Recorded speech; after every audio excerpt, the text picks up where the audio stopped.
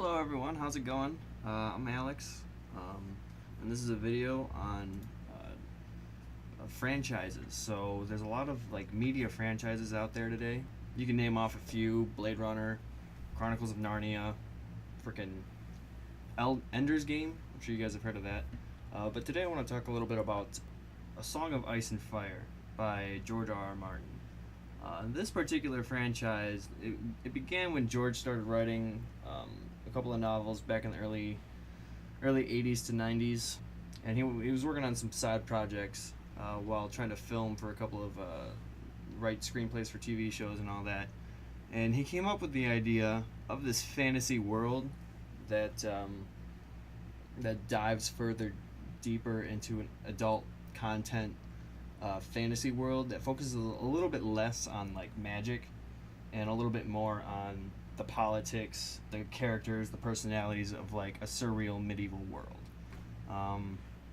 So for Game of Thrones, this is a pretty big media franchise at this point. I mean, it's going on to its 6th season of its live action TV series, which I think is pretty substantial. I've watched some of the show myself. It's really interesting if you haven't seen it. So the thing that makes Game of Thrones such an interesting topic of multimodal media, like most works of TV and film, they all start from some kind of source material. And for this one, of course, they started from the books that he had written a couple decades ago. It started as a cult classic. Not too many people really knew about it until it eventually became adapted for the TV screen back in 2011. So now we have this TV show that's very, very well done, and the way it's consumed by today's media is it's very, very intensely spoiler oriented. So you can't necessarily skip through episodes without revealing information that you didn't want to know prior to that episode. So you really need to follow the show intently in order to understand who is where and what's going on. So the way the fans react with this is it's one of the first major, not the first major, but it's a very major aspect when trying to discuss things like Game of Thrones online. You have to be very wary of people who haven't actually gotten the chance to watch the show yet, or who want to get into it. So you don't want to give away too many spoilers when you're talking about it, right? So they give these little names like the Red Wedding or the Purple Wedding, or what was it, the Burning Sea or the Green Sea event. So they give these names to all these big parts in the episodes that end up getting recognized for how unique it is. So anyway, historically, like I said, it's only been around for the latter part of 20 years now. Just recently became a show. There's other parts that have gone into this media franchise. So you've got the live action series in 2011. Several video games started popping up when he was writing the books, or just as he was getting to around the 4th or 5th book. So the video games, I mean, you've got Blood of Dragons is another book in this A Song of Ice and Fire. Blood of Dragons they came out with a video game. It's like a text-based mush in 2007.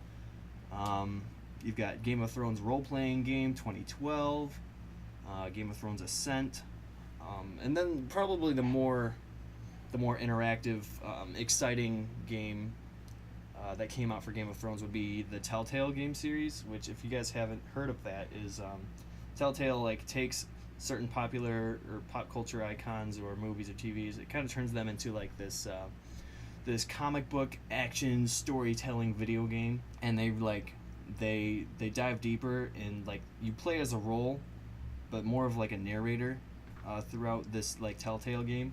So you kind of see what kind of story unfolds as you decide what happens in the game. So that's one aspect of a game that came out of Game of Thrones. And then, of course, there's this board game that's pretty interesting. Its merchandise is display weapons, little miniatures. It's got statues of little people, but probably the most important iconic piece is the Iron Throne. which basically, if you own the Iron Throne or you sit on the Iron Throne, you rule Westeros, which is this the native world that George R. R. Martin created in his universe here. How is it multimodal? How is it transmedia? What happens? So, reading the books is the most impactful way for you to like become immersed in that story. So culturally, we've seen a lot of purchases like New York Times bestseller, #1, #10 for the first book. And then as people started catching on, they say this is getting more interesting. We want to see where this goes. We started watching the show. Now we're reading the book. So people start buying up these books, and the more that gets sold, the more impactful it is on a culture. You realize that the story writing, it doesn't focus on one thing at a time. It's got so many different sects and different offshoots of where the story is leading, and you're thinking to yourself, how can this all come together? What is the major plot twist going to be? Because we know from what we've heard from other people that the amount of plot twists in this actual like story that unfolds is rather huge. So yeah, the legacy that this TV show, that these books are leaving, is pretty big, and it's important that we talk about it right now as it's happening, because I mean he still has 2 more books that are set to like be finished, each with, like I said, 1,500 page manuscript. So it's really important that we take a look at that while we discuss Game of Thrones. So the way consumers interact with Game of Thrones, I mean, it's on HBO, so having the show on a platform like HBO means you have people with like these subscriptions to these online services like HBO Go, or say you have Comcast Xfinity, so you can access HBO from there. So it really sets you either have the only option to find someone that you know owns HBO Go or has a subscription to it. You either own it yourself, or you have to go out and illegally get it. So it really it focuses down where you either get it legally or you get it illegally. And since most people don't like to take that route, they end up forking over the subscription for HBO Go, and then you've got like this new fan base that only follows or only has the subscription specifically for Game of Thrones. So that's an interesting way that consumers and fans end up getting dragged into this spiral of needing to purchase certain media in order to access what they want to watch. So that's an interesting way. I mean, for Netflix, you either go out and you like rent a movie, which is unheard of nowadays, to having as much movies as you want at your fingertips at any point.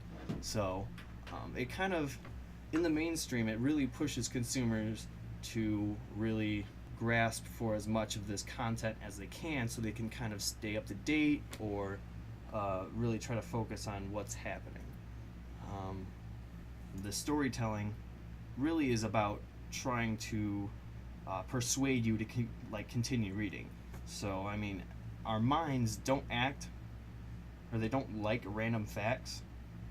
So when you're reading the books, your mind starts creating these stories that's based around the content, and naturally we start to connect the dots. And reading books and stories this way really helps to tell great stories. And by great stories, they naturally end up winning our hearts and our minds. So yeah, looking at the transmedia of Game of Thrones, even though the characters don't span between show and book, the show is all based on the book. It's just taken in different sects of it. So you don't need to watch in order to fully understand. You can. Reading the book is helpful, but having that visual medium really sets you apart from what it is you're trying to understand. So hopefully this has been helpful. I mean, I think I've tried to sum up this as best as I can. I hope you liked the video or the audio, whatever you prefer, but either way, I want to thank you for watching, listening, paying attention, and have a good day.